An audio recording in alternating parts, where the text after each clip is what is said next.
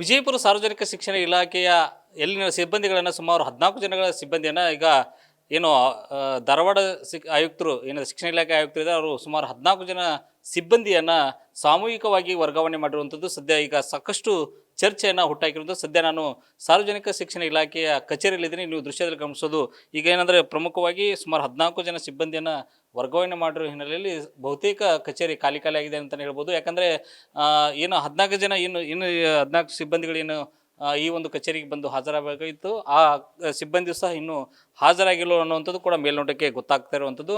ಪ್ರಮುಖವಾಗಿ ನೀವು ದೃಶ್ಯದಲ್ಲಿ ಗಮನಿಸ್ತಾ ಇರುವಂಥದ್ದು ಈಗ ಏನಂದರೆ ಈ ಒಂದು ಕಚೇರಿಗೆ ಅಂದರೆ ಏನಂದರೆ ವಿಜಯಪುರ ಒಂದು ಸಾರ್ವಜನಿಕ ಶಿಕ್ಷಣ ಇಲಾಖೆಯಲ್ಲಿ ಭ್ರಷ್ಟಾಚಾರದ ಅಂದರೆ ಪ್ರಮುಖವಾಗಿ ಏನು ಶಾಲೆಗಳಿಗೆ ಅನುಮತಿ ನೀಡುವಂಥದ್ದು, ಅನುಮತಿಯನ್ನು ಬೇಕಾಬಿಟ್ಟಿಯಾಗಿ ಅನುಮತಿ ನೀಡಿರುವುದು, ಜೊತೆಗೆ ಒಂದು ಕಡತಗಳ ನಾಪತ್ತೆ ಪ್ರಕರಣ ಕೂಡ ಸಾಕಷ್ಟು ಸದ್ದು ಮಾಡಿತ್ತು. ಈ ಒಂದು ವಿಚಾರ ಏನಂದರೆ ಕಳೆದ ಜಿಲ್ಲಾ ಉಸ್ತುವಾರಿ ಸಚಿವ ಎಂ ಬಿ ಪಾಟೀಲ್ ನೇತೃತ್ವದಲ್ಲಿ ನಡೆದಂಥ ಒಂದು KDP ಸಭೆಯಲ್ಲೂ ಕೂಡ ಒಂದು ಚರ್ಚೆ ಸಾಕಷ್ಟು ರೀತಿಯಲ್ಲಿ ಚರ್ಚೆ ಆಗಿತ್ತು. ಅದೇ ಸಂದರ್ಭಪಟ್ಟಂತೆ ಈಗ ಧಾರವಾಡ ಏನು ಆಯುಕ್ತರಿದ್ದಾರೆ ಅಂದರೆ ಶಿಕ್ಷಣ ಇಲಾಖೆ ಆಯುಕ್ತರಿದ್ದಾರೆ, ಅವರು ಈ ಒಂದು ವರ್ಗಾವಣೆಯನ್ನು ಏನು ಸಿಬ್ಬಂದಿ ವರ್ಗಾವಣೆಯನ್ನು ಮಾಡಿರುವಂಥದ್ದು. ಈಗ ನೀವು ದೃಶ್ಯದಲ್ಲಿ ಗಮನಿಸೋದು ಮತ್ತು ಸಾರ್ವಜನಿಕ ಕೆಲಸಕ್ಕೆ ಬಂದರೆ ಸಿಬ್ಬಂದಿಗಳು ಸಹ ಇಲ್ಲದೇ ಇರುವಂಥ ಒಂದು ಪರಿಸ್ಥಿತಿ ಕೂಡ ಇಲ್ಲಿ ನಿರ್ಮಾಣವಾಗಿರುವಂಥದ್ದು.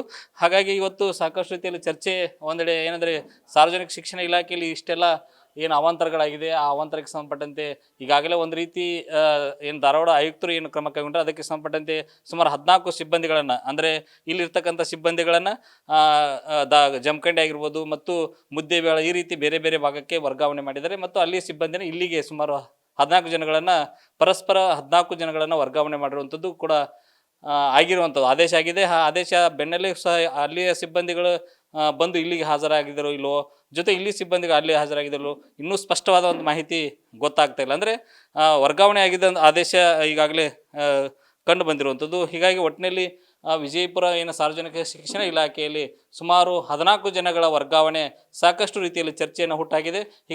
ಸಾಕಷ್ಟು ರೀತಿಯಲ್ಲಿ ಈಗ ಸಿಬ್ಬಂದಿಗಳ ವರ್ಗಾವಣೆಯಿಂದಾಗಿ ಸಾರ್ವಜನಿಕರಿಗೆ ತೀವ್ರ ತೊಂದರೆ ಆಗ್ತಾಯಿದೆ. ಆದಷ್ಟು ನಿಟ್ಟಿನಲ್ಲಿ ಈ ಒಂದು ಸಿಬ್ಬಂದಿಗಳ ವರ್ಗಾವಣೆ ಏನಾಗಿದೆ ಅದಕ್ಕೆ ಸಂಬಂಧಪಟ್ಟಂತೆ ಹಾಜರಾಗಿರುವುದು ಕರ್ತವ್ಯ ನಿರತರಾಗಬೇಕ ನಿಟ್ಟಿನಲ್ಲಿ ಸಾರ್ವಜನಿಕ ಅನುಕೂಲ ಆಗುವ ನಿಟ್ಟಿನಲ್ಲಿ ಇಲಾಖೆಯ ಮೇಲಾಧಿಕಾರಿಗಳು ಕ್ರಮ ಕೈಗೊಳ್ಳಬೇಕು ಅನ್ನೋದು ಇಲ್ಲಿನ ಸ್ಥಳೀಯರ ಆಗ್ರಹವಾಗಿರುವಂಥದ್ದು. ರಾಚಪ್ಪ ಬಂದಿದ್ದೀನಿ, ನ್ಯೂಸ್ ಫಸ್ಟ್ ಕನ್ನಡ, ವಿಜಯಪುರ.